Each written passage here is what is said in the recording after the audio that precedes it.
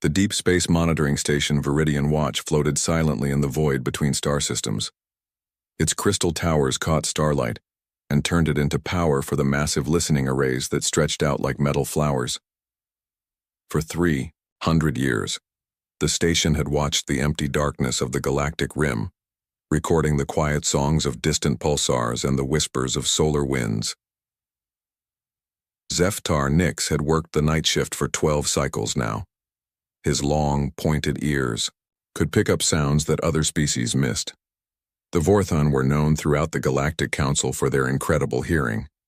While his colleagues slept in the station's comfortable quarters, Zeftar listened to the universe's endless chatter. Tonight felt different. A strange pattern kept appearing in the background noise. At first, he thought it was just another pulsar, but the rhythm was wrong. Too regular, too purposeful. Zeftar's thin fingers danced over the control panel. His large dark eyes focused on the scrolling data streams. The sound grew clearer as he filtered out the cosmic static. This wasn't natural. This was artificial. This was a signal. His breathing quickened. In all his years of listening to space, he had never heard anything like this. The signal came from the outer rim, from a region marked in red on all Council star charts. Those red zones meant only one thing: death worlds. The Council had learned long ago to avoid certain types of planets, worlds with crushing gravity, violent weather, and predators that hunted thinking beings.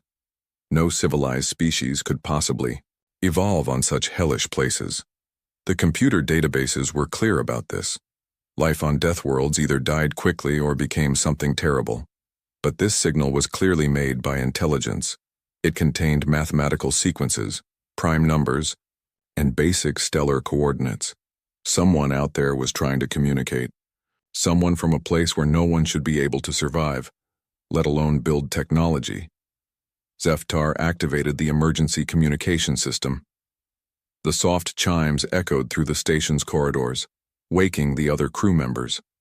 Within minutes, the small command center filled with beings from across the galaxy.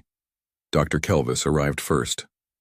The elderly scientist's forearms moved in nervous gestures as she read the data.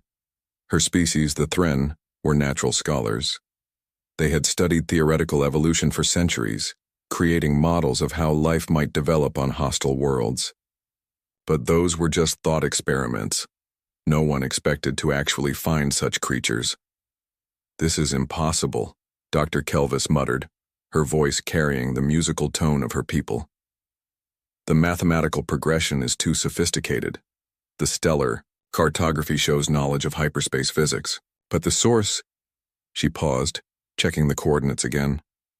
"The source is from Sector 847 Null. That's marked as a Class 5 Death World zone." Admiral Thessera entered the command center with her usual calm grace. The Alani leader's blue skin shimmered in the soft light, and her large, gentle eyes took in the scene. She had commanded peaceful exploration fleets for over 2 centuries. Her species had never known war, never needed weapons, never faced anything more dangerous than a computer malfunction or a solar flare. "Report," she said simply. Zeftar played the cleaned-up signal. The room filled with a series of beeps, tones, and mathematical progressions. It was clearly artificial, clearly intelligent, and clearly coming from somewhere no one should be alive. "How certain are we of the source location?" Admiral Thessara asked. 3 different sensor arrays confirm it," Zeftar replied. "The signal is definitely coming from the Korvax system, right in the middle of the Death World quarantine zone." Dr. Kelvis pulled up her theoretical models on the main screen.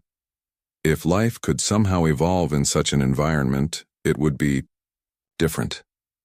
The constant threats would shape everything about their development. They would need to be aggressive, territorial, and violent just to survive to adulthood. "But they're reaching out," Admiral Thessara pointed out. "This is clearly an attempt at peaceful communication, or a trap," whispered Communications Officer Yelm. The small, furry being rarely spoke up in meetings, but his species had strong survival instincts. "What if they learned about us by listening to our signals? What if they want to find out where the peaceful species live? The room grew quiet. Everyone knew the history lessons. Long ago, before the council formed, there had been conflicts between species. Nothing like the theoretical warfare that Deathworld evolution might produce, but still unpleasant.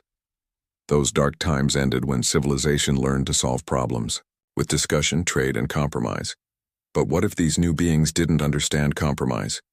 What if their hostile world had taught them only violence? "We have to respond," Dr. Kelvis said finally. "This is the greatest scientific discovery in council history. We can't ignore first contact with a new species just because we're afraid. We can't risk the safety of 800 billion council citizens either." Admiral Thessara replied, "If these beings are as dangerous as their world suggests, contact could be catastrophic." Zeftar listened to the debate while continuing to monitor the signal. It was getting stronger, not louder but more complex. The mathematical sequences were becoming more advanced. The stellar coordinates were getting more detailed. Whatever was sending this signal was learning from their lack of response. "Admiral," Zeftar said quietly, "the signal is changing. It's starting to include data about other star systems. Systems inside council space." The room went silent. Everyone stared at the displays as new information scrolled past. The signal now contained accurate maps of council trade routes, population centers, and resource locations. This wasn't a primitive species making first contact. This was someone who had been watching them for a long time. "They already know about us," Admiral Thessara realized. "They've been listening to our communications, learning our languages, studying our civilization." Then why send the signal now? Dr. Kelvis wondered. Zeftar enhanced the audio one more time. Buried deep in the mathematical progressions was something new, a pattern that sounded almost like distress, like a cry for help. "I think," Zeftar said slowly, "they're not trying to threaten us. I think they're asking for help." Admiral Thessara made the decision that would change the galaxy forever. Prepare a response signal. Mathematical greeting protocols only. No location data, no technology specifications. If they're truly in distress, we'll offer peaceful assistance, but we prepare for any possibility. The response went out 6 hours later, sent on a tight beam toward the Korvax system. It contained basic mathematical concepts, scientific constants, and a simple message of peaceful intent. The universal greeting that the Council had prepared for exactly this situation. The answer came back in less than 2 days. It should have taken weeks for any signal to cross that distance, even at light speed. But their response arrived using some kind of instantaneous communication technology that Council science couldn't explain. The message was simple and terrifying. "Thank you for responding. We are coming to meet you. Please do not be afraid." 3 days later, long-range sensors detected massive energy signatures moving toward Council space. Not one ship, but dozens. All traveling faster than anything in the Council fleet, all coming from the Deathworld quarantine zone. Admiral Thessara gave the order to evacuate Meridian Watch and establish a defensive perimeter with the closest Council ships. She didn't know if the approaching fleet came in peace or war, but she knew that everything was about to change. In the depths of space, the Deathworlder fleet approached alien domains, carrying with them technologies born from necessity, tactics learned through survival, and desperate hope that they had finally found allies in their fight against an enemy too terrible to face alone. The Council fleet that met the approaching Deathworlder ships was the largest peaceful gathering in galactic history. 17 different species had sent their finest vessels to witness first contact. The ships formed a perfect circle in empty space, their hulls gleaming with decorative metals and artistic designs that showed their builders had never needed to worry about combat damage. Admiral Thessara stood on the bridge of her flagship, the Harmony's Dawn. The ship was a masterwork of Ilani engineering, with crystal observation decks and gardens growing in the zero-gravity sections. Every surface was designed for beauty and comfort, because no one had ever imagined needing armor or weapons. "Incoming vessels detected," announced Navigation Officer Torv. His thick, rocky skin showed his people came from a heavy gravity world, but even their planet had been peaceful. Distance, 1 million kilometers and closing. The main viewing screen filled with dots of light, As they grew closer, their true size became clear. These were not the elegant, artistic vessels of council space. These were machines built for war. The lead ship was over 3 kilometers long, its hull dark gray metal covered in angular surfaces that seemed designed to deflect energy beams. Instead of observation decks and gardens, it bristled with objects that could only be weapons. Dozens of them. Hundreds of them. "Sweet ancestors," whispered Dr. Kelvis. "Look at the armor plating. Look at those. Those must be weapon systems. How do they even move with all that mass?" Behind the lead ship came more vessels, each one different but all sharing the same brutal design philosophy. They were built to take damage and keep fighting. They were built by people who expected their ships to be shot at. "They're slowing down," reported Navigation Officer Torv. "Coming to a full stop at 200,000 kilometers. They're maintaining battle formation." Admiral Thessara felt her stomach twist. Battle formation. The Council had studied ancient military tactics as historical curiosities, but seeing them in real life was terrifying. The Deathworlder ships had positioned themselves to protect each other and to have clear firing lines on every Council vessel. "Incoming communication," announced Zeftar from his communication station. "They're using our standard first contact protocols, but the signal is incredibly strong, much more powerful than necessary." "Put it through," Admiral Thessara ordered. The screen flickered and showed the interior of the alien ship. The first thing everyone noticed was how dark it was. The Council ships were bright and cheerful, filled with soft lighting and peaceful colors. This place looked like the inside of a weapon. The second thing they noticed was the being standing in the center of the screen. It was shorter than most Council species, but broader. Its skin was tan-colored and covered in tiny scars. Its eyes were small and set deep under heavy ridges of bone. Its mouth was full of pointed teeth that could only be used for tearing meat. This was clearly a predator species. But strangest of all, it smiled when it saw them. Despite its fearsome appearance, the being's expression was friendly and relieved. "Greetings," it said in perfectly accented galactic standard. "I am Colonel Sarah Martinez, representing the surviving human fleet. We come seeking allies, not conquest. Please, we need to talk." Admiral Thessara stepped forward. "I am Admiral Thessara of the Galactic Council. Your ships appear to be heavily armed. Your formation suggests preparation for battle. How can we believe your peaceful intentions?" The human, Sarah Martinez, looked confused. "Our formation? We're in standard escort protection. We thought you might have hostile forces in the area. And of course our ships are armed. How else would we protect ourselves during travel?" "Protect yourselves from what?" Dr. Kelvis asked. "Sarah." Martinez stared at her for a long moment. "From anything? Pirates, raiders, hostile fauna, solar storms, equipment failures that might require emergency mining operations, unexpected gravitational anomalies." She paused. "What do you protect yourselves from?" "We negotiate with other species. We trade. We avoid dangerous areas," Admiral Thessara said. "But what if negotiation fails? What if there's nothing to trade? What if the dangerous areas spread?" Sarah Martinez asked. Then her expression changed. Oh no. You've never had to fight for survival, have you?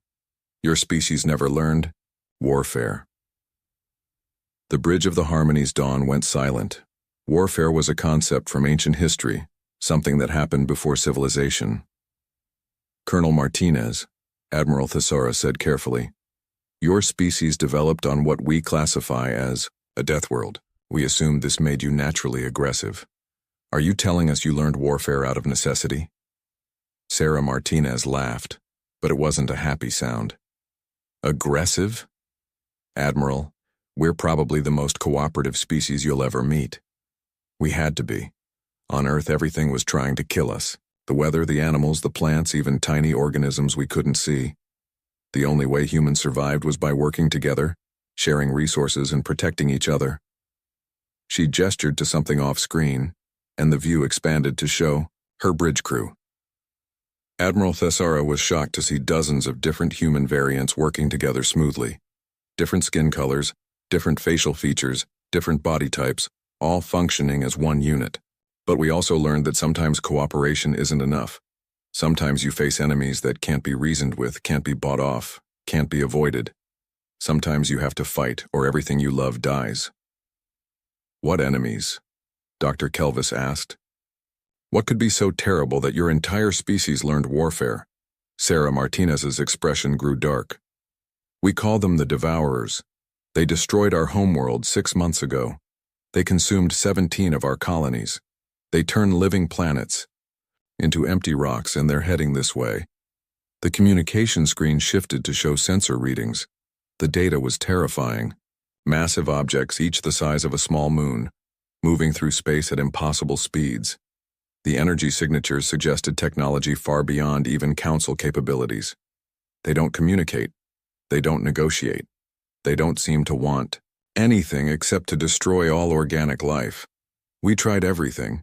Diplomacy, gifts, even surrender. Nothing worked. They just kept killing.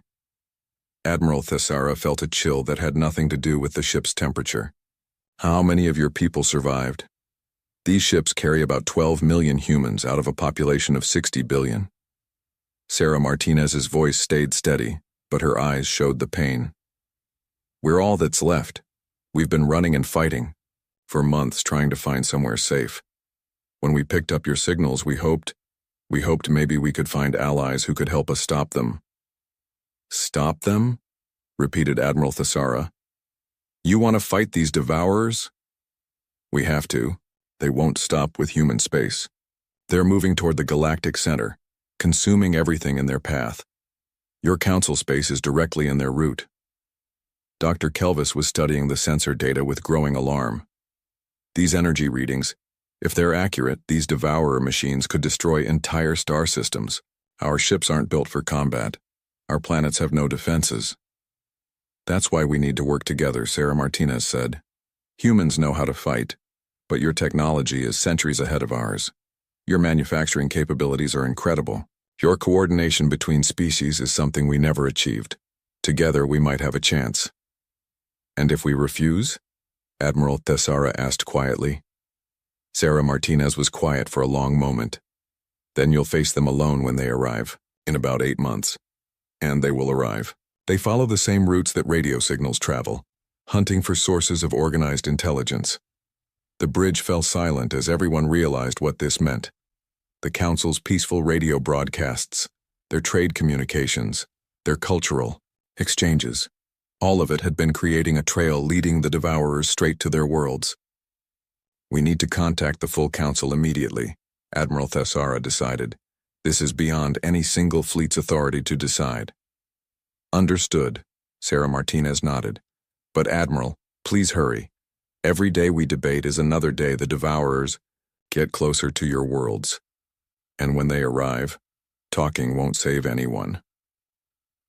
The communication ended, leaving the Council fleet alone with the most important decision in galactic history. In the distance, the human warships waited patiently, their weapons powered down but ready, their crews prepared for either alliance or rejection. Admiral Thessara looked at the peaceful ships of her fleet and wondered if any of them would survive the coming storm. The emergency session of the Galactic Council convened on the neutral station Wisdom's Heart 3 days later. Representatives from all 847 member worlds gathered in the Great Assembly Hall, their different forms of life creating a rainbow of colors, shapes, and sizes. Never before had such a complete gathering been called for a single issue. Council Speaker Moraveth, whose species had guided galactic politics for over 1,000 years, called the session to order. Her crystalline form rang like a bell when she spoke, the sound carrying clearly through the vast chamber. We face an unprecedented situation, Speaker Moraveth announced. Contact with a species that claims knowledge of an approaching threat to all Council space. Admiral Thessara will present her report. The holographic display filled the center of the chamber with images of the human fleet. Gasps and worried sounds came from representatives who had never seen warships before. The angular, armored hulls looked alien and threatening compared to the artistic curves of Council vessels. These beings call themselves humans, Admiral Thessara began. They evolved on a Class 5 death world and developed a society based on warfare and survival. They claim to be refugees from an enemy called the Devourers. The display showed the sensor readings of the massive machines approaching from the galactic rim. The numbers were staggering. Each Devourer construct massed more than the largest Council space stations and moved faster than any known technology should allow. Representative Korth of the Zilani raised one of his 6 arms. How do we know this isn't an elaborate deception? These humans arrive with the largest armed fleet in recorded history, then claim we need their protection from an invisible enemy. Murmurs of agreement echoed through the chamber. Many representatives shared the same concern. The timing seemed too convenient. Dr. Kelvis stepped forward to address the council. Honored representatives, I've spent the last 3 days analyzing the data provided by the humans. The energy signatures of these Devourer machines are unlike anything in our databases, but they're consistent across multiple sensor readings. The destruction patterns match theoretical models of systematic planet harvesting.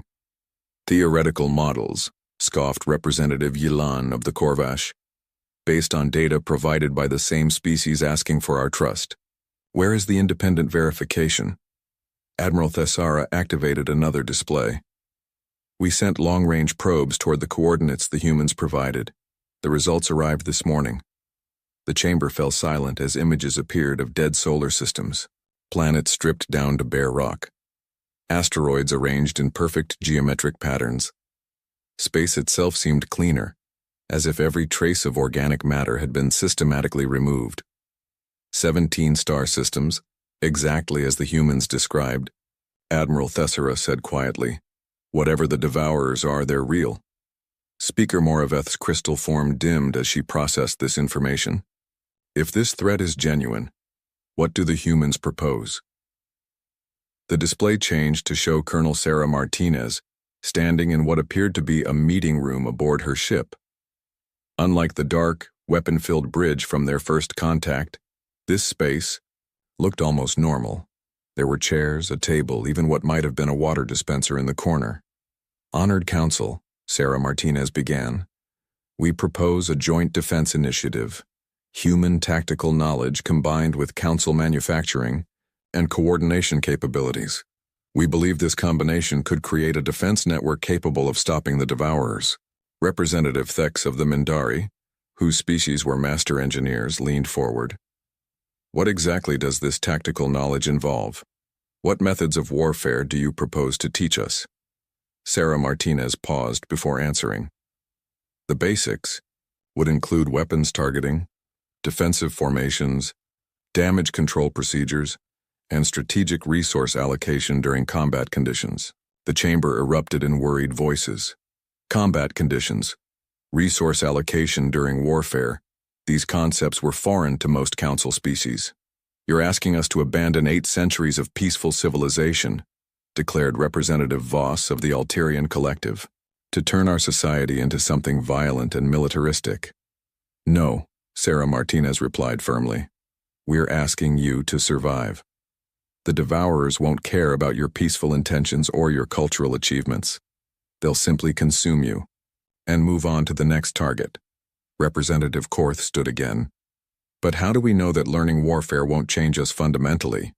How do we know we won't become like these Devourers ourselves, spreading violence across the galaxy? Sarah Martinez was quiet for a moment. Then she said something that surprised everyone. Because you're afraid of that possibility. The truly dangerous species are the ones who see violence as the first solution to every problem. You're discussing this, debating it, worrying about the moral implications. That tells me you'll use these tools responsibly. Dr. Kelvis accessed her portable data unit. I've been studying human social patterns from their transmitted cultural data. Despite developing in a hostile environment, their society shows remarkable stability. They have art, music, literature, complex moral systems. They're not mindless aggressors. But they are effective killers, pointed out Representative Yilan. Every piece of their technology, every aspect of their ship design, everything about them is optimized for warfare. Because that's what kept them alive, Sarah Martinez responded. On Earth, the choice was simple: learn to fight or go extinct. We chose to fight. But we also chose to protect. to build, to create. Violence was our tool for survival, not our goal. Speaker Moraveth rang softly, calling for order. The council requires time to deliberate. Colonel Martinez, will your fleet remain in neutral space while we debate? Of course, but please understand, every day we spend talking is another day the Devourers get closer. Our deep space sensors show them moving through the outer rim systems. At their current speed, they'll reach the first council worlds in approximately 7 months. The holographic display shut off, leaving the council chamber in tense silence. Speaker Moraveth began the formal debate process, but everyone knew the real discussions would happen in smaller groups, behind closed doors. Over the next 2 days, representatives met in species clusters, trading alliances, and private chambers. The debate centered on a fundamental question: could a peaceful civilization learn warfare without losing its soul? The Alani delegation, led by Admiral Thessara, argued for cooperation. We've seen the evidence of the Devourer threat. We've analyzed human society and found them to be fundamentally cooperative, despite their military capabilities. The risk of learning warfare is smaller than the risk of extinction. The Korvash delegation disagreed. Introducing weapons technology and combat tactics into council space could destabilize our entire civilization. What happens after we defeat these Devourers? Do we simply forget everything we've learned? Do we trust the humans to destroy their own weapons? The Thren scientists offered a different perspective. Perhaps we can learn defensive tactics without becoming offensive. Focus on protection and survival rather than aggression and conquest. Dr. Kelvis spent hours presenting her analysis of human culture. Look at their art, she urged the various delegations. They write stories about peace, about cooperation, about protecting the innocent. Yes, they know how to fight, but they fight for the same values we hold dear. The debate might have continued for weeks, but it was interrupted by an emergency alert from the outer rim monitoring stations. Long-range sensors had detected acceleration in the Devourer fleet. The massive machines were moving faster now, cutting their estimated arrival time from 7 months to 4. Speaker Moraveth called for an immediate vote. The situation has changed. We no longer have the luxury of extended debate. All in favor of alliance with the human fleet? The vote was close. 441 in favor, 406 opposed. By the narrowest margin in council history, the galaxy's peaceful civilization chose to learn the arts of war. Colonel Sarah Martinez received the news aboard her flagship. She looked around at her bridge crew, humans who had lost their homes, their families, their entire civilization to the approaching enemy. Signal the council fleet, she ordered. Tell them we're honored by their trust, and tell them we're going to teach them everything we know about staying alive. The greatest military training program in galactic history was about to begin. The training began immediately at the massive shipyard complex orbiting Centerpoint, the Council's primary industrial world. What had once been used to build peaceful exploration vessels and artistic monuments now rang with the sounds of weapons, testing, and combat drills. Admiral Thessara stood in the observation deck watching her Alani crews attempt their first gunnery practice. Below, the elegant Harmony's Dawn had been fitted with human-designed weapon systems. The modifications looked wrong, like surgical scars on a work of art. Energy discharge in 3 seconds, announced the human instructor, Lieutenant Commander Chen. Remember, squeeze the trigger, don't pull, smooth, steady pressure. The Alani gunner, a young officer named Veltar, gripped the targeting controls with trembling hands. His large, gentle eyes were not made for lining up weapons fire. When the practice drone appeared on his screen, he hesitated. I can't, Veltar whispered. Even knowing it's just a machine, I can't make myself fire. Lieutenant Commander Chen moved beside him. Her scarred hands covered his on the controls. Think about what you're protecting, not what you're shooting at. Think about your family on the surface. Think about the children in the colony ships. Veltar closed his eyes, took a deep breath, and fired. The energy beam struck the practice drone dead center, destroying it instantly. He immediately began shaking. I felt satisfaction, he said, horrified. For just a moment I enjoyed destroying something. Admiral Thessara felt her stomach tighten. This was exactly what the Council had feared. Were they changing into something violent and cruel? Lieutenant Commander Chen sat down beside Veltar. That satisfaction you felt? That's not bloodlust. That's the relief of knowing you can protect the things you love. Every human feels it. It's not evil. It's necessary. Across the shipyard, similar scenes were playing out with every Council species. The rock-skinned Torv were learning damage control procedures, their natural strength making them excellent at emergency repairs. The insectoid Velcri discovered they were natural pilots, their compound eyes perfect for tracking multiple targets simultaneously. Dr. Kelvis worked with human engineers to adapt Council technology for warfare. The peaceful energy systems that powered their ships could be modified into devastating weapons. The industrial fabricators that built art and furniture could manufacture ammunition and armor. This feels wrong, she told Colonel Martinez during one of their planning sessions. We're taking everything beautiful about our civilization and turning it into tools for killing. You're taking tools that were only useful for one thing and making them useful for something else, Martinez corrected. Your fabrication technology can still build art and furniture. It can also build the weapons that will keep your artists and furniture makers alive. The first major test came when deep space sensors detected something unexpected. A small Devourer. Scout unit had broken away from the main fleet and was approaching at incredible speed. It would reach the outer Council systems in just 3 weeks. This is it, Martinez announced to the assembled Council commanders. This scout will report back to the main fleet about our defenses. If we can stop it, we buy time and information. If we fail... Admiral Thessara looked at the tactical display showing the approaching enemy. The Devourer scout was the size of a Council space station, armed with energy weapons that could crack planets. Against it, they had a mixed fleet of hastily modified Council ships and the remaining human warships. The plan is simple, Martinez continued. The human ships will engage first, drawing the scouts' attention. Council ships will flank from multiple directions, using your superior speed and maneuverability. Remember your training, the battle. Group assembled at the edge of Council space. 20 human warships, their dark hulls battle-scarred but ready.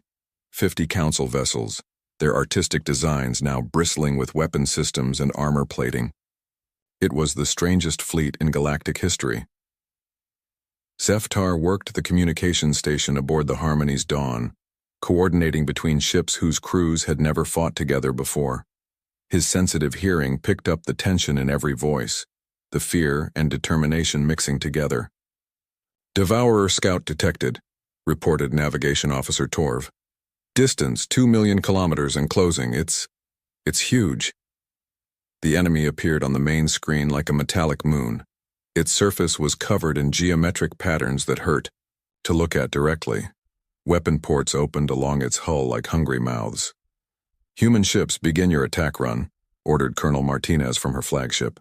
Council fleet moved to flanking positions. The human warships accelerated toward the Devourer scout, their weapons blazing. Energy beams and projectile rounds struck the alien construct, but seemed to have no effect. The geometric patterns on EU, its surface pulsed and return fire lanced out. The human ship Defiance took a direct hit. Its armor held, but Admiral Thessara could see the damage report scrolling across her tactical display. The human vessel was badly hurt but still fighting. Council ships, begin attack sequence, she ordered, her voice steady despite her fear. The Council fleet moved in perfect formation, their crews following procedures they'd practiced for weeks but never used in real combat. Energy beams from 50 different ships converged on the Devourer scout. For a moment, nothing happened. Then the geometric patterns on the enemy's hull flickered and dimmed. "We're getting through," shouted Dr. Kelvis from her science station. "The combined energy output is overwhelming its defensive systems." But the Devourer scout was adapting. Its return fire became more accurate, more focused. The Council ship Wisdom's Grace exploded in a ball of plasma. 40,000 crew members died in an instant. Admiral Thessara felt something change inside her. The grief and rage mixed with the satisfaction that Veltar had described. She wanted to hurt this thing that had killed her people, All ships, focus fire on the damaged section, she ordered. Coordinate your shots for maximum impact. The combined fleet poured everything they had into the Devourer scout.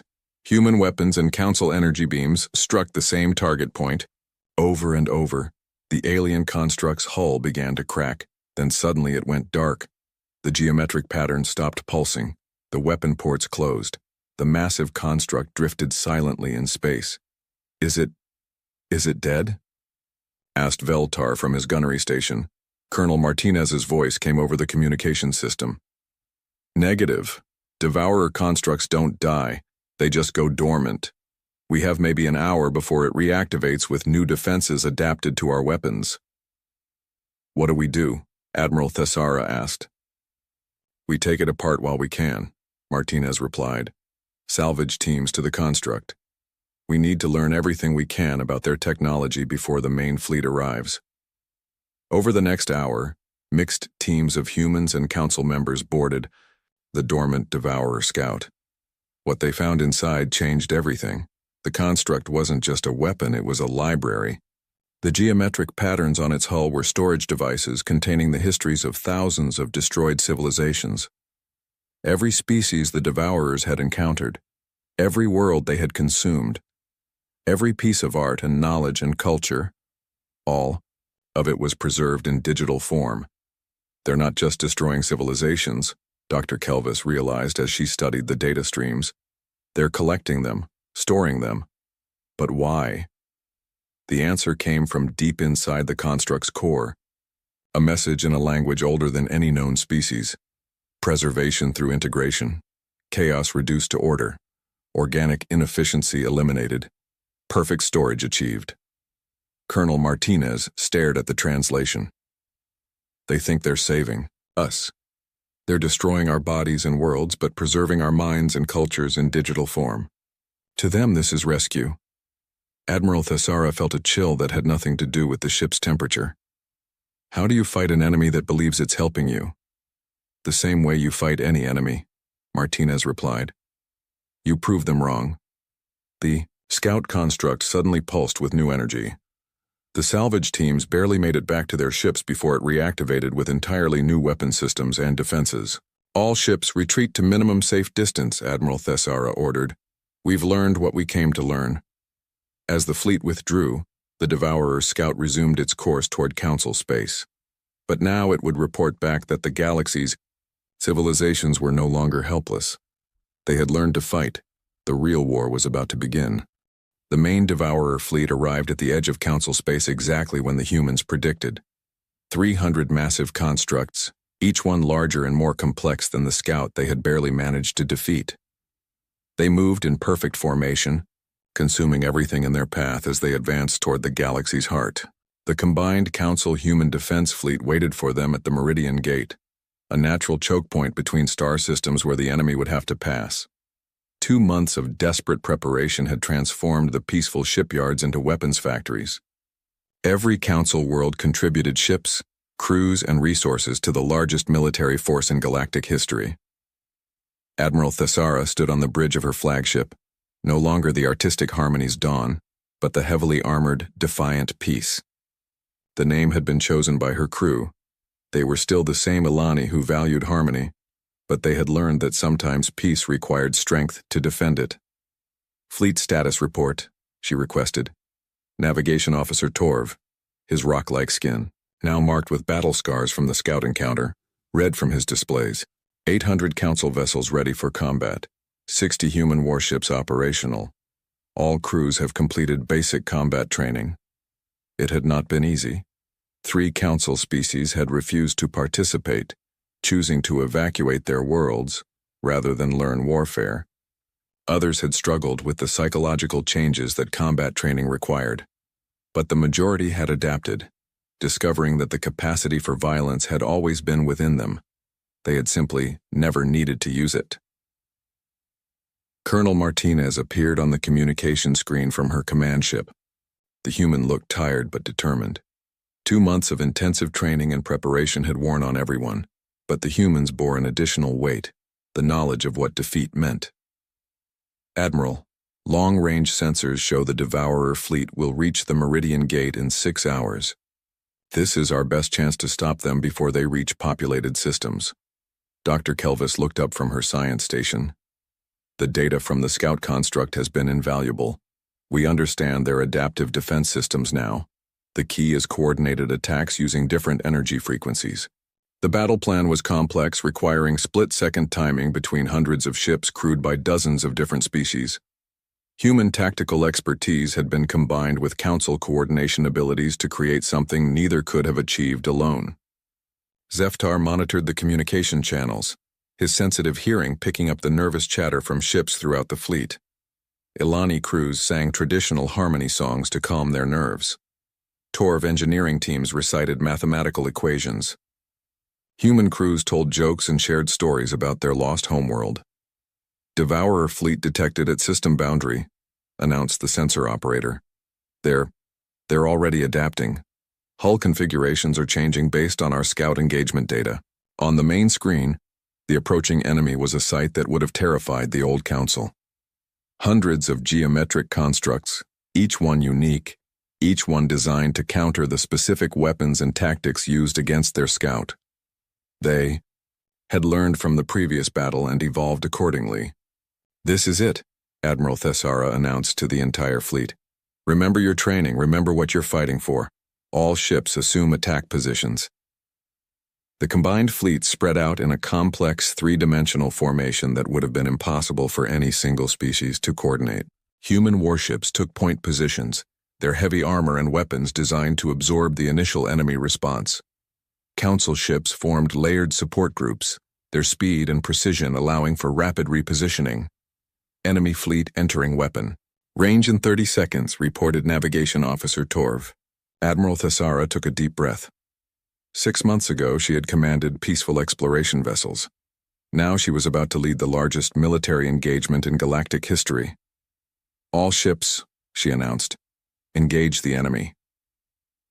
The battle began. With a coordinated strike from every human warship simultaneously, energy beams, projectile weapons, and exotic matter disruptors all fired at once, targeting the lead Devourer constructs. The enemy formation flickered as defensive systems activated. Then the Council ships joined the attack. Hundreds of different energy frequencies struck the Devourers from dozens of angles. The combined assault was unlike anything the enemy had encountered before. Not the focused aggression of a single species, but the coordinated effort of an entire civilization. Several Devourer constructs went dark immediately, their adaptive systems overwhelmed by the variety of attacks. But the others learned quickly, their hulls shifting and changing to deflect the incoming fire. "They're adapting faster than expected," Dr. Kelvis reported. "Defensive efficiency increasing by 12% every minute." "Execute Formation 7. Ordered Colonel Martinez. "All ships, random frequency rotation." The fleet began a complex dance, each ship constantly changing its weapon frequencies and attack angles. It was chaos, but controlled chaos, the kind of tactical flexibility that only came from species. Working together, each contributing their unique abilities to the whole. The Valkyrie pilots with their compound eyes could track multiple targets simultaneously while performing impossible maneuvers. The Thren engineers kept the weapon systems operating at peak efficiency, despite the constant frequency changes. The human tacticians coordinated the overall battle plan, while adapting to changing conditions. "Direct hit on primary target," shouted Veltar from his gunnery station. "Devourer Construct 7 is going critical." The explosion when the construct died lit up space like a new star. But even as they celebrated this victory, more enemy units were advancing, their defenses now adapted to the random frequency strategy. "Admiral," came an urgent voice from the communication system. "This is Captain Chen on the Resolute. We're reading massive energy buildup from the center of the enemy formation. They're preparing some kind of superweapon." On the tactical display, the Devourer fleet was reorganizing. The remaining constructs were linking together, forming a single massive structure that dwarfed anything previously seen. Energy readings spiked beyond measurement. "They're going to try to destroy the entire star system," realized Dr. Kelvis. "The energy buildup is sufficient to trigger a stellar cascade reaction." Admiral Thessara felt her mind racing. If the Devourers destroyed this star system, the gravitational shockwaves would affect neighboring systems as well. Billions of Council citizens would die even if the fleet escaped. "Colonel Martinez," she said, "do we have any way to stop that weapon?" "Only one," Martinez replied grimly. "Direct assault on the central core.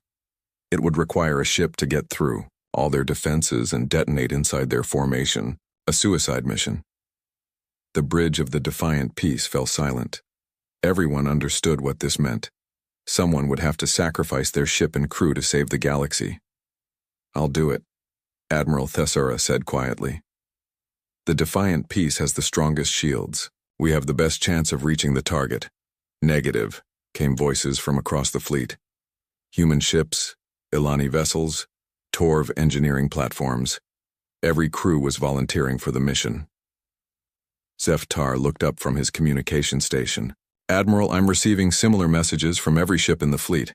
Everyone is volunteering." Admiral Thessara realized something in that moment. The Council species hadn't just learned warfare from the humans. They had learned sacrifice, the willingness to give everything to protect others. And the humans had learned something from the Council as well, that survival was meaningless without something worth surviving for. "All ships," she announced. "New plan. We do this together." The entire fleet turned toward the Devourer superweapon. 800 Council ships and 60 human warships, all accelerating at maximum speed toward an enemy that could destroy star systems. But as they charged toward certain death, something unexpected happened. The Devourer superweapon began to destabilize. The energy readings fluctuated wildly. "They can't handle it," Dr. Kelvis realized. "The weapon is too powerful for their adaptive systems to control. It's feeding back into their primary network." The massive enemy formation began to break apart. As individual constructs tried to disconnect from the superweapon, the perfectly coordinated Devourer fleet was falling into chaos. "All ships, target the disconnecting units," ordered Colonel Martinez. "Don't let them regroup." The battle turned into a running fight as the Devourer constructs scattered, their perfect unity broken. Individual ships and small groups from the combined fleet pursued them, using the tactical flexibility they had learned to prevent the enemy from reforming. When the last Devourer construct went dark, the fleet found itself scattered across 3 star systems. The perfectly coordinated formation was gone, replaced by mixed groups of human and Council ships working together. Admiral Thessara looked at her tactical display. Her ship was flying alongside a human destroyer and a Valkyrie scout vessel. On the communication screen, she could see crews from all 3 ships sharing damage reports and coordinating repairs. "Colonel Martinez," she said, "I think we've won more than just a battle here." "Agreed, Admiral. The galaxy isn't the same place it was 6 months ago." 6 months later, the memorial service for the war was held on Centerpoint. Representatives from every Council world attended along. The massive space station called Harmony's Edge floated in the darkness between stars. It was bigger than most cities, with silver walls that gleamed under the light of distant suns. Inside its great halls, representatives from 12 different alien species gathered for their most important meeting of the year. Ambassador Zekathara slithered across the polished floor on his belly. His reptilian scales caught the light as he moved toward the center of the chamber. Behind him, his assistant carried a metal case filled with data tablets. The Saurid Empire had ruled this part of the galaxy for thousands of years, and Zekthara's people were used to being in charge. Across the room, the Hive Queen Zixara clicked her mandibles together in thought. Her insect body was covered in hard, black armor that reflected the chamber's lights like mirrors. 6 arms moved constantly as she sorted through reports from her scouts. The Crystarchs floated nearby, their crystal bodies glowing with soft blue light. They spoke without words, sending thoughts directly into each other's minds.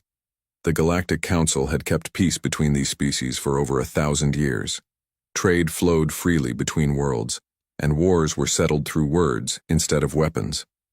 But today, something was wrong. The representatives whispered among themselves, and fear filled the air like a bad smell. "We must discuss the missing colonies," Zekthara announced as he reached the speaker's platform. His voice was deep and rough, like stones grinding together. 3 of our mining settlements have gone silent. No communications, no supply ships, nothing.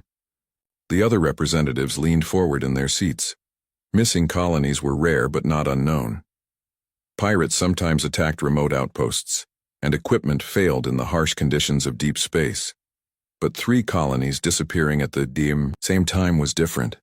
"Tell us what you found," said Elder Timel from his seat in the back row. The old archivist was one of the few beings who remembered the early days of the council. His white fur was thin with age, and his large eyes held the wisdom of centuries.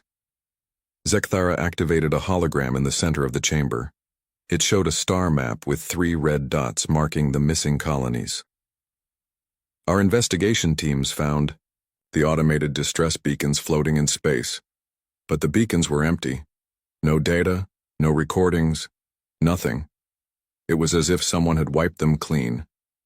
Hive Queen Zixara's compound eyes focused on the display. My scouts reported similar findings in the Outer Rim.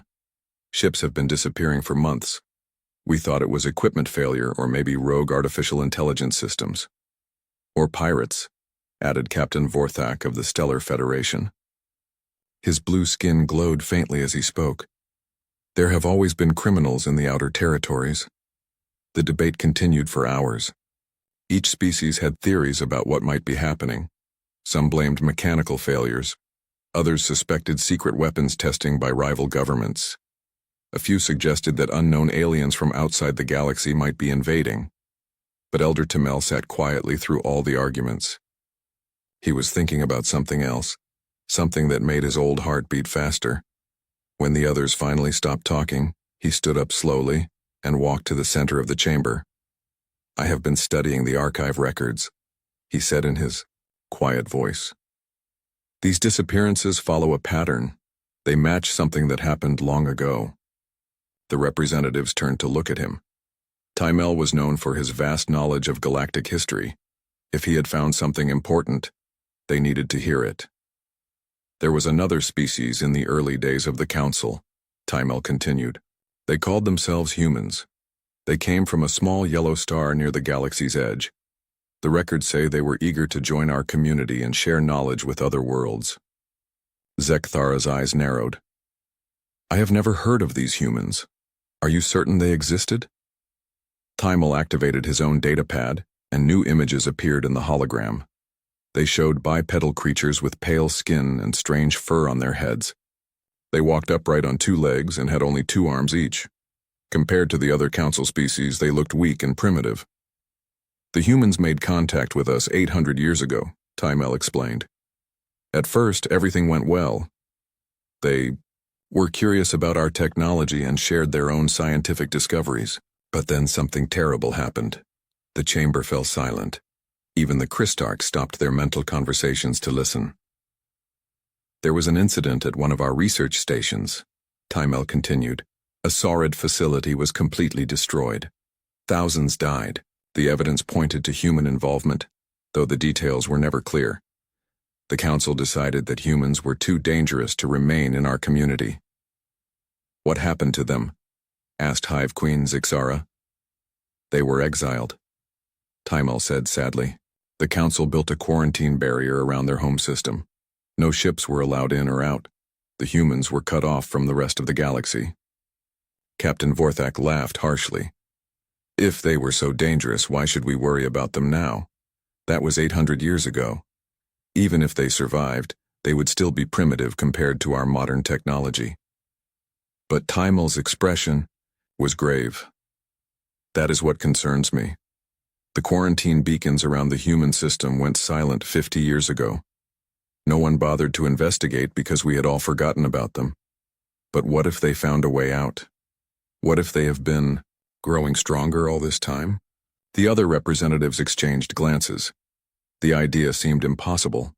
How could a single species trapped in one star system for 8 centuries become a threat to the entire Galactic Council? "You worry too much, old friend," Zekthara said, dismissively. "The humans barely had faster-than-light travel when we exiled them. Even with 800 years of development, they could not match our combined fleets. Besides, added Hive Queen Zixara. If they were responsible for the missing colonies, we would have detected their ships. Our sensor networks cover every hyperspace route in this part of the galaxy. Daimel looked around the chamber one more time. He could see that the others had already made up their minds. They would not listen to warnings about an extinct species from their distant past. Perhaps you are right, he said quietly. Perhaps I am just an old fool seeing dangers that do not exist. But as the council session ended and the representatives prepared to return to their home worlds, Daimel remained in the empty chamber. He stared at the hologram showing the missing colonies and felt a chill that had nothing to do with the station's air conditioning. Something was moving in the darkness between the stars. Something that had been waiting patiently for 800 years. And now it was finally ready to show the galaxy what humanity had become during their long exile. The vote was unanimous. The Galactic Council would send a joint task force to investigate the missing colonies. 47 of their best ships would travel to the Outer Rim and discover the truth behind the disappearances. None of them realized they were about to meet their worst nightmare. As the great station Harmony's Edge continued its endless orbit, automated systems recorded the decision in the official archives. But deep in the station's databanks, old files about a species called humans remained locked and forgotten, gathering digital dust like memories of a bad dream. The galaxy was about to remember why it had been so afraid of humanity in the first place. Admiral Korvash stood on the bridge of his flagship, watching the stars through the massive viewing screen. The sordid dreadnought Sovereign's Will was the pride of his fleet, armed with weapons that could crack planets and shields that had never been breached in battle. Around him, 46 other ships moved through hyperspace like a pack of hunting predators. The Joint Task Force represented the best that the Galactic Council had to offer. Sordid heavy cruisers flew alongside Crystarch science vessels.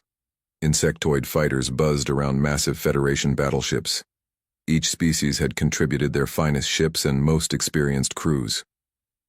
"Admiral," called Lieutenant Commander Vexai from her sensor station.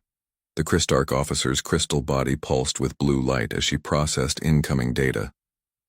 "We are approaching the coordinates of the last missing colony." Korvash nodded his massive reptilian head. "All ships prepare to drop out of hyperspace, battle stations." The stars stretched and snapped back to normal as the fleet returned to regular space. What they found waiting for them made even the veteran admiral take a step backward. Debris filled the space around them as far as their sensors could reach. Twisted metal fragments floated in the darkness like the bones of some enormous beast. Hull plating drifted past their ships, some pieces still glowing with residual heat from whatever had destroyed them. "By the ancient gods," whispered Captain Zixara from the communication station. "What happened here?" Vexai's crystals flashed brighter as she analyzed the wreckage. "Admiral, I am reading debris from not just the missing colonies, but dozens of ships. Many of these fragments appear to be centuries old." "Centuries?" Korvash moved closer to examine her readings. "That cannot be correct." "I am afraid it is, sir. Some of these ships date back to the early Council period. There are fragments here from vessels that were reported lost over the past 800 years. The bridge fell silent. Every officer stared at the readings on their screens, trying to understand what they were seeing. The debris field was enormous, spanning several light minutes in every direction. It was like a graveyard of ships from across galactic history.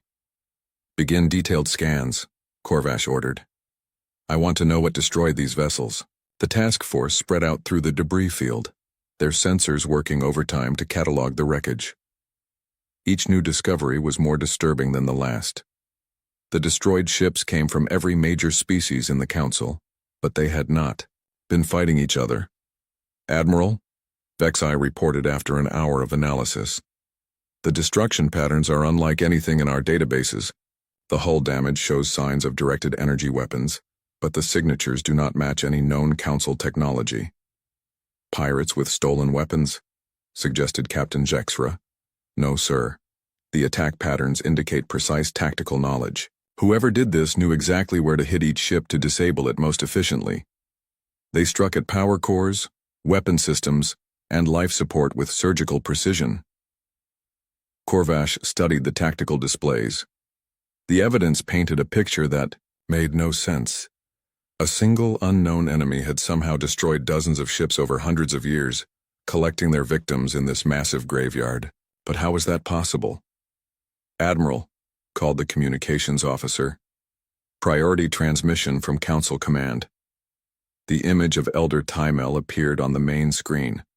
The old archivist looked even more worried than he had during the council session. "Admiral Corvash, you must return to Council space immediately. 3 more systems have reported missing ships. Long-range sensors are detecting massive energy signatures moving through hyperspace." "What kind of energy signatures?"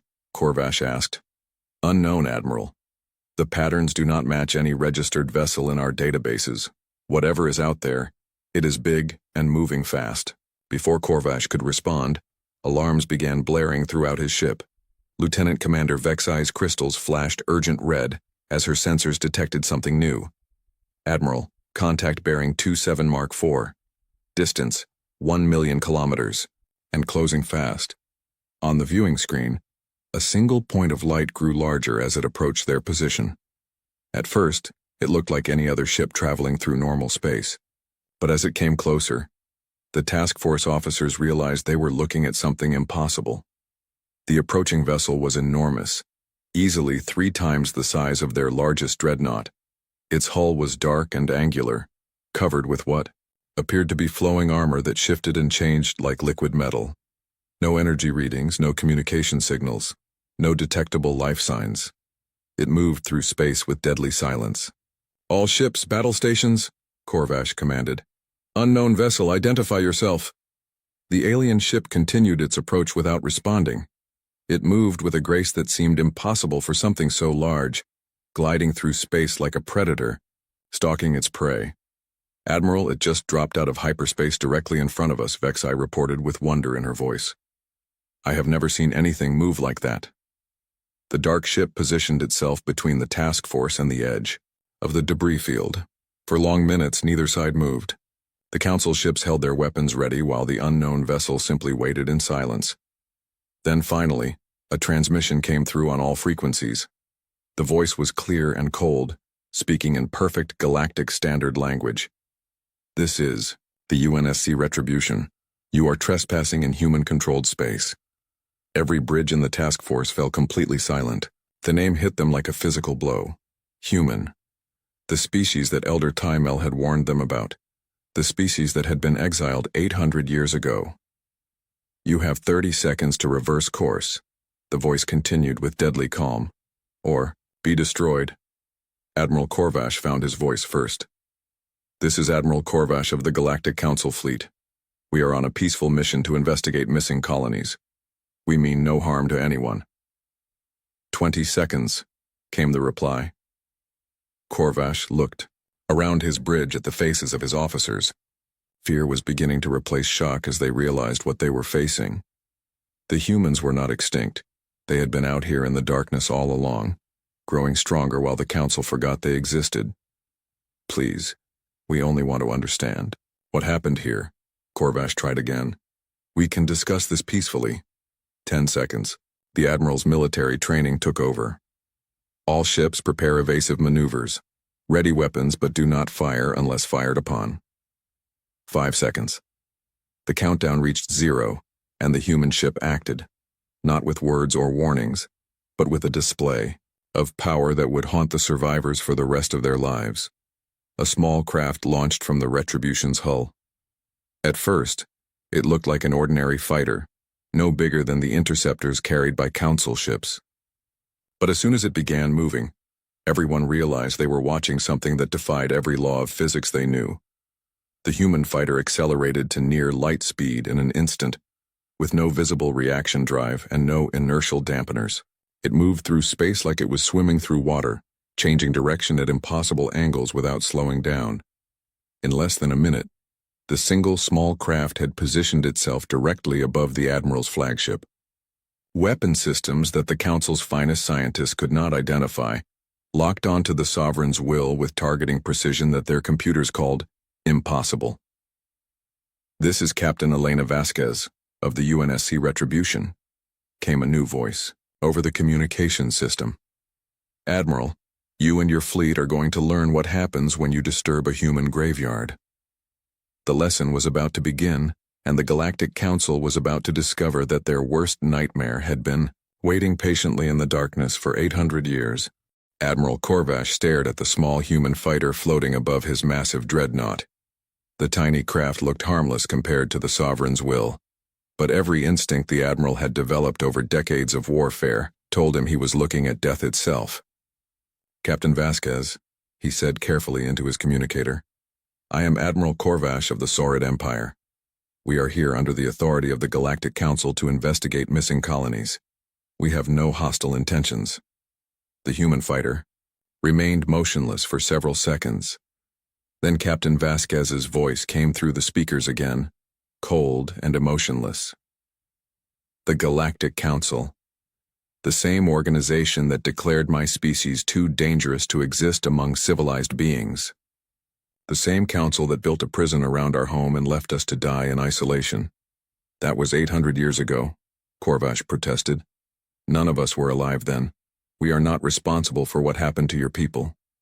"No," Vasquez replied, "but you are responsible for what happens next."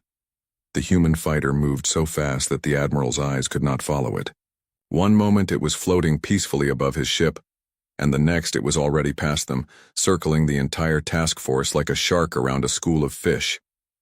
"All ships track that fighter," Corvash commanded. "Lock weapons." But Lieutenant Commander Vexai shook her crystal head in amazement.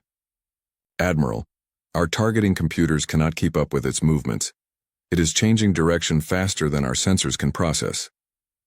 The human craft completed its circle and returned to hover directly in front of the flagship's bridge. Through the viewing screen, the council officers could see weapon ports opening along the fighter's hull. The weapons themselves were like nothing in their databases. "Admiral," Vexai whispered, "I am reading energy levels that should not be possible from a craft that size." Before Corvash could respond, the human fighter opened fire. The first blast struck the Sovereign's will's primary shield generator. The shields that had protected the dreadnought through 100 battles flickered and died like a candle in the wind. The second blast melted through 2 meters of armor plating as if it were paper. Alarms screamed throughout the ship as systems failed one after another. The human weapons were not trying to destroy them, Corvash realized with growing horror. They were surgically disabling specific systems, leaving the crew alive, but helpless. "Return fire," he ordered desperately. The dreadnought's massive weapon battery swiveled toward the human fighter and unleashed enough firepower to destroy a small moon. The energy beams that could crack planets struck the tiny craft dead center. The human fighter absorbed the attack without even slowing down. Its hull glowed briefly as it somehow redirected the energy harmlessly into space. "Impossible," breathed Captain Jexra from the communications station. "Nothing that small could survive. Our main guns." The human fighter continued its precise dismantling of the flagship. Engine systems failed. Weapons went offline. Life support flickered as backup power systems were methodically destroyed. In less than 3 minutes, the mightiest ship in the Saurid fleet was reduced to a floating hulk. The other ships in the task force tried to help, but the human fighter was already among them. It moved through the fleet like a ghost, striking each vessel with the same surgical precision. Shields fell. Weapons died, engines shut down. Ship after ship found themselves crippled and defenseless. Then, as suddenly as it had begun, the attack stopped. The human fighter returned to its position above the flagship and simply waited. "This is Captain Elena Vasquez," came the voice over all communication channels. "I am broadcasting this message to every ship in your fleet and directly to the Galactic Council chambers." The main viewing screen activated, showing the image of a human female. She appeared to be middle-aged by human standards, with gray streaks in her dark hair and scars on her face that spoke of countless battles. But it was her eyes that held the Admiral's attention. They were cold and hard, like chips of ice. 800 years ago, Captain Vasquez began, "Your council branded my species as monsters and condemned us to isolation. You told the galaxy that we were too dangerous to exist among civilized worlds. Today, I want to thank you for that decision." Confused murmurs rippled across the bridge. What did she mean? For the first 2 centuries of our exile, we tried to prove that we deserved another chance. We sent peaceful messages to Council space. We shared our scientific discoveries and cultural achievements. We begged to be allowed back into galactic society. Vasquez paused, and her expression grew darker. Every message was destroyed before it could reach Council worlds. Every envoy ship was fired upon and driven away. Every attempt at peaceful contact was met with violence. By the 3rd century, we realized the truth. The Galactic Council would never accept us no matter what we did. Admiral Corvash felt a chill run down his spine. Where was this leading? So, we stopped trying to prove we were not monsters, Vasquez continued.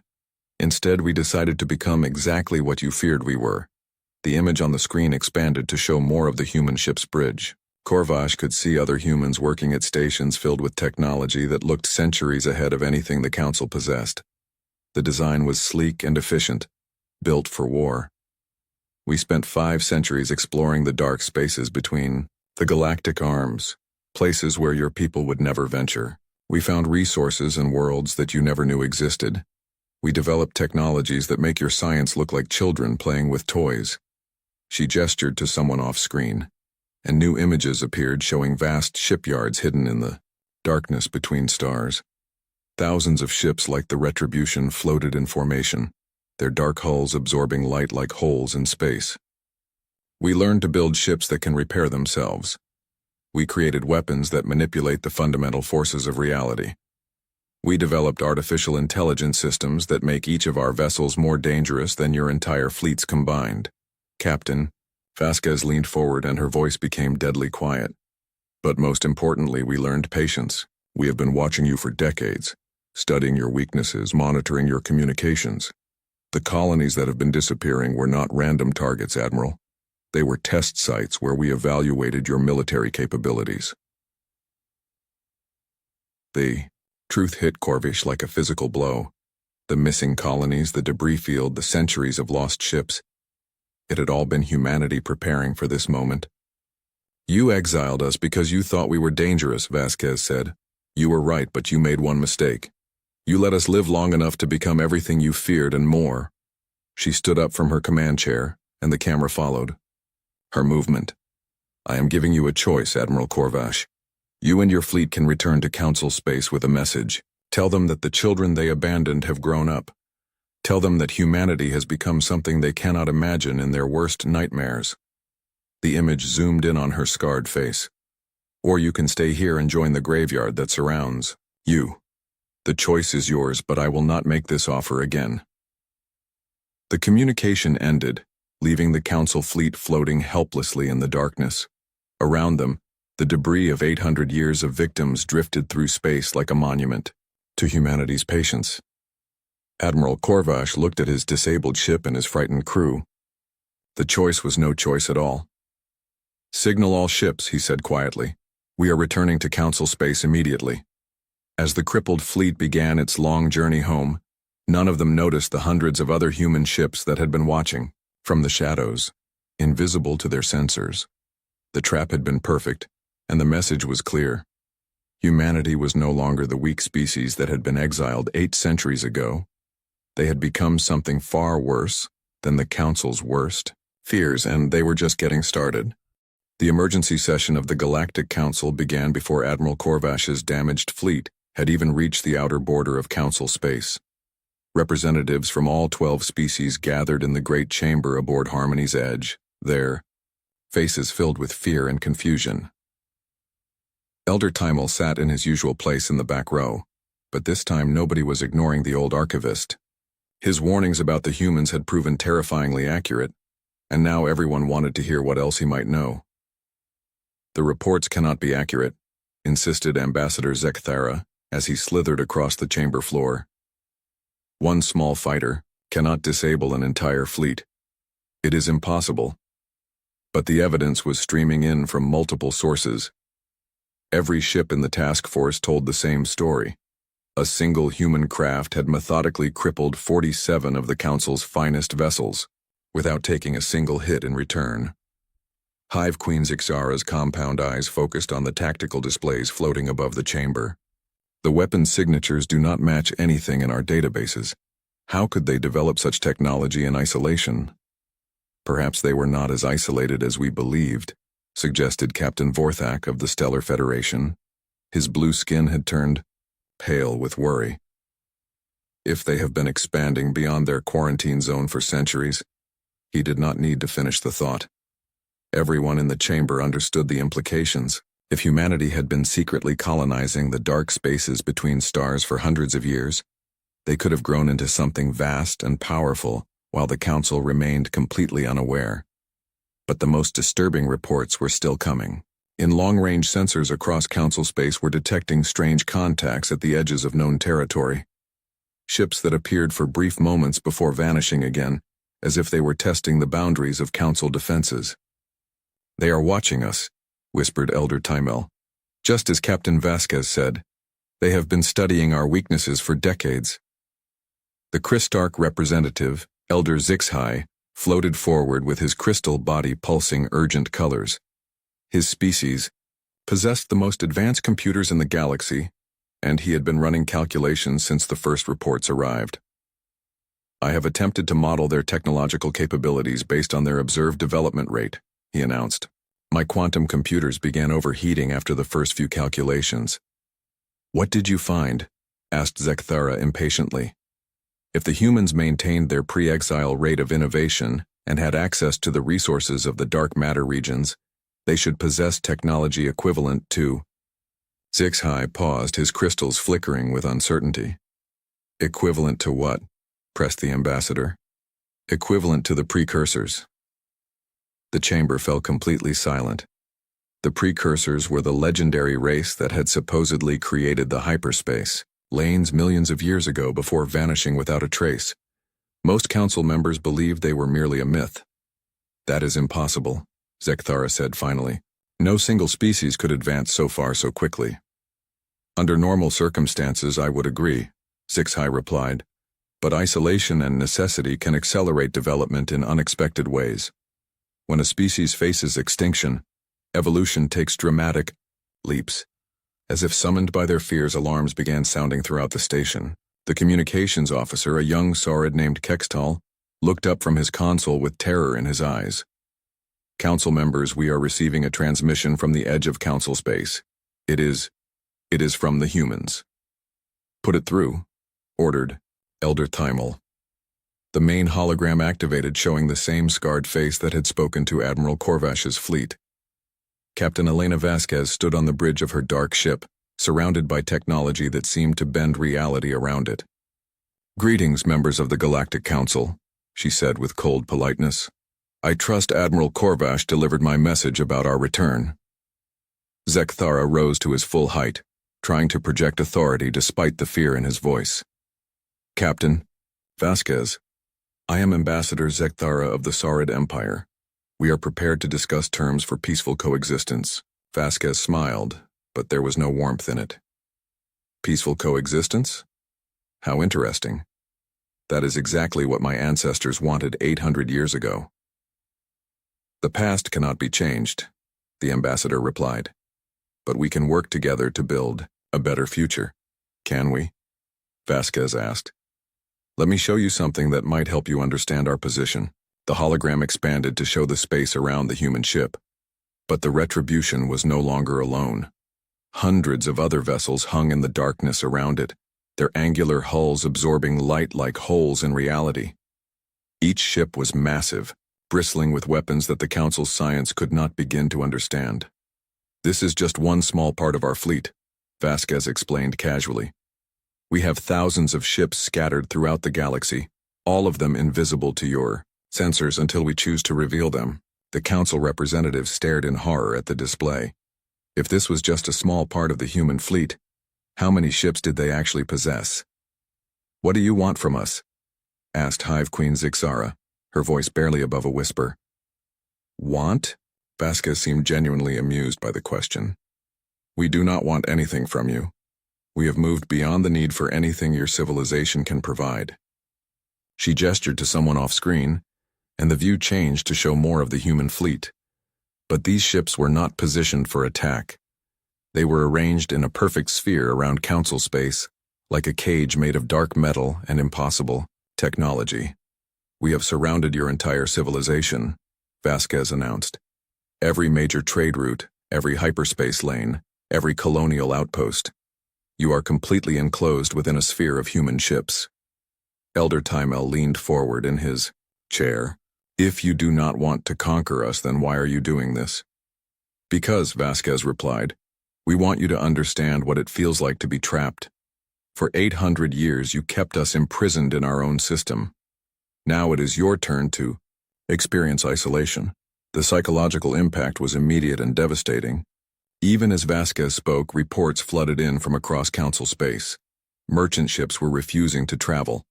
Colonial governments were demanding protection that the military could not provide. Stock markets crashed as panic spread through the galactic economy. "This is not conquest," Vasquez continued. "This is education. You are going to learn what happens when fear rules policy. You are going to discover how quickly civilization crumbles when cut off from the rest of the galaxy." Ambassador Zekthera tried one last desperate argument. "Captain, surely there must be some way to resolve this peacefully. What would it take to end this siege?" Vasquez was quiet for a long moment, studying the faces of the council representatives. When she finally spoke, her voice was softer, but no less dangerous. "There is one thing you could do," she said. "You could acknowledge what you did to us.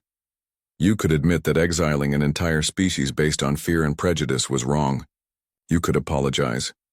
"And if we do?" asked Elder Timel. "Then we will leave," Vasquez replied simply. "We will take our ships and our technology beyond the galactic rim, and you will never see us again. But the apology must be genuine, and it must come with guarantees that no other species will ever face what we endured." The communication ended, leaving the council chamber in stunned silence. Outside the station's windows, the first signs of collapse were already visible. Ships that should have been carrying trade goods between worlds were turning back toward their home ports. The great machine of galactic civilization was grinding to a halt. "She is right," Elder Timel said finally. "We did this to ourselves. We created this nightmare through our own fear and prejudice."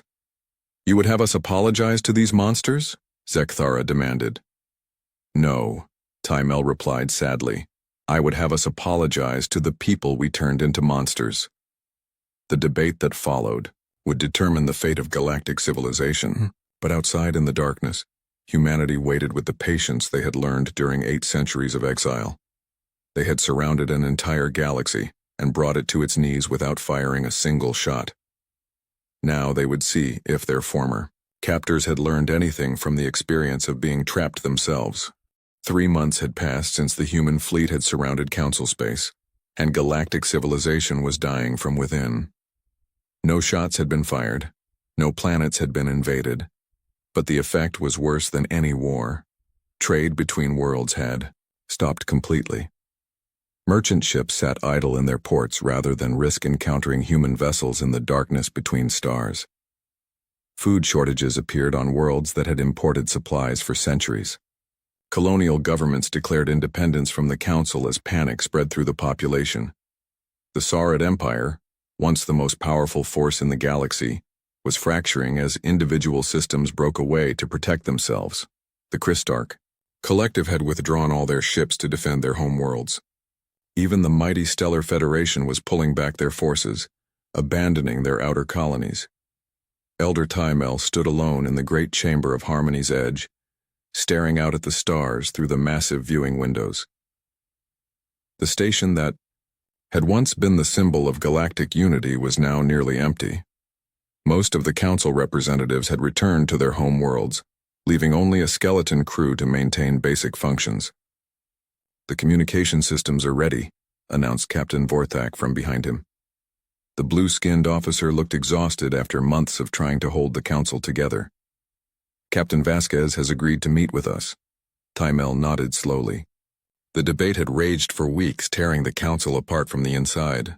Some species, led by Ambassador Zekthera, refused to apologize to what they still called an inferior race. Others, seeing their civilization crumbling around them, begged for any solution that would end the crisis. The hologram activated, showing Captain Vasquez standing in the same chamber where humanity had been exiled 8 centuries ago. She wore a simple black uniform with no decorations or symbols of rank. Her scarred face was calm as she looked around the mostly empty room. "So few of you came," she observed. "I suppose the others are too proud to face the consequences of their ancestors' actions. Many of them are dealing with revolts on their home worlds," Timel replied honestly. "Fear has made people do desperate things." "Fear," Vasquez repeated thoughtfully. "Yes, I imagine they are learning what that feels like. My people lived with that fear for 800 years.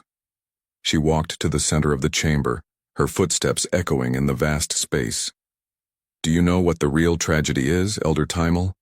The original incident that led to our exile was not even our fault." The old archivist's eyes widened. "What do you mean?" Vasquez smiled sadly. "My people have excellent record-keeping abilities. We never forgot what really happened at that Saurid research station. Your scientists were experimenting with stellar manipulation, trying to extract energy directly from stars. They ignored our warnings that their target star was unstable." "Warnings?" Timel felt his heart skip a beat. "Oh yes. Our ships detected the stellar instability weeks before the explosion. We sent multiple messages to the research station, begging them to evacuate. When they ignored us, we sent a rescue mission to get the scientists out before the star went supernova." The horrible truth was beginning to dawn on the old archivist. "You were trying to save them. We managed to evacuate about half the station's personnel before the star exploded. The shockwave destroyed our rescue ships and most of the remaining station. When the council investigators arrived, they saw human wreckage mixed with Saurid debris and jumped to the obvious conclusion." Vasquez's expression hardened. "We tried to explain what really happened. We provided sensor logs, communication records, survivor testimony. But the council had already made up their minds. They needed someone to blame for the disaster, and we were convenient outsiders." Timel felt sick. "We exiled you for trying to help us." "You exiled us because you were afraid of us," Vasquez corrected. "The rescue attempt was just an excuse. Your people had been looking for reasons to exclude humanity from the galactic community from the moment we made first contact." The communication chamber fell silent, except for the soft hum of the station's life support systems. Outside, the lights of distant ships could be seen moving through space, but they were all heading away from Council territory. "What do you really want from us?" Timel asked finally. Vasquez was quiet for a long moment, studying the empty seats where the other Council representatives should have been sitting. "I want you to learn," she said eventually. "I want your people to understand that fear and prejudice have consequences, that when you cast someone out because they are different, you create your own enemies." She turned to face the few remaining council members directly. "But more than that, I want you to make sure this never happens again.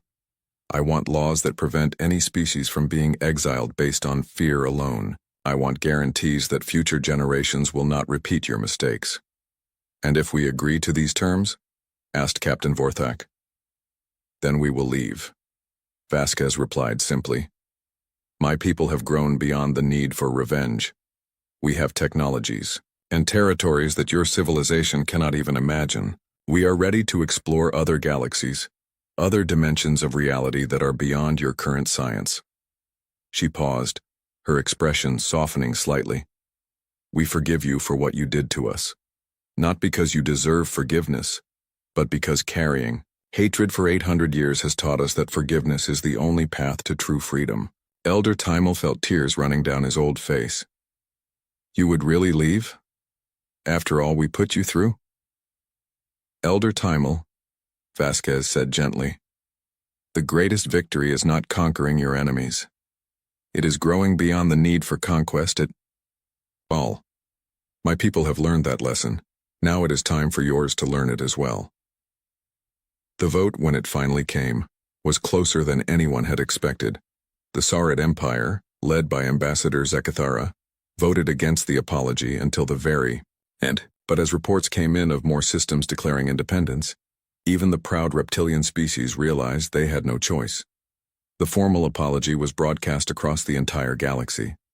Elder Timel himself read the statement, acknowledging that the exile of humanity had been based on fear and prejudice rather than justice. He promised that the Council would establish new laws to prevent such actions in the future. Captain Vasquez received the apology aboard her flagship, surrounded by the vast fleet that had brought an entire civilization to its knees without firing a shot. When the transmission ended, she turned to her bridge crew with a smile. "Begin the withdrawal," she ordered. "Set course for the galactic rim." One by one, the human ships disappeared from Council space. They faded back into the darkness between stars like ghosts returning to their graves. Within days, the siege was over, and normal space traffic began to resume. But the galaxy was forever changed. The Council implemented new protocols to protect minority species from discrimination. Trade agreements included provisions for peaceful contact with unknown civilizations. Fear-based policies were banned by constitutional amendment. The last message came from Captain Vasquez as her ship reached the edge of Council space. It was broadcast on all frequencies, ensuring that every world in the galaxy would hear it. "To the people of the Galactic Council," her voice carried across the stars, "we leave you with this final thought. The species you feared most became your teachers in the end. We showed you that true strength comes not from weapons or technology, but from the wisdom to choose mercy when you have the power to choose vengeance." The transmission ended, and humanity vanished beyond the galactic rim. Some said they could still detect faint signals from deep space, evidence that the human civilization continued to grow and explore in dimensions that Council science could barely comprehend. Elder Timel lived for another 50 years after the crisis ended. He spent his remaining time documenting the true history of human contact, ensuring that future generations would know the real story behind the exile. His final report ended with a simple observation. "We called them monsters because we were afraid of what we did not understand. In the end, they proved to be more human than we were. They chose to save us from ourselves when they could have destroyed us. May we never forget the price of fear, and may we never again let prejudice blind us to the truth." 100 years later, deep space monitoring stations would occasionally detect brief signals from beyond the galactic rim. The signals were complex and beautiful, like cosmic music drifting in from unimaginable distances. Most scientists believed they were natural phenomena, but a few suspected they were listening to the voices of humanity, as it explored wonders that the Council could not even imagine. The nightmare that the Galactic Council had feared most had become their salvation. And somewhere in the vast darkness between galaxies, Captain Elena Vasquez smiled as her people continued their eternal journey among the stars, free at last from the small fears of those they had left behind.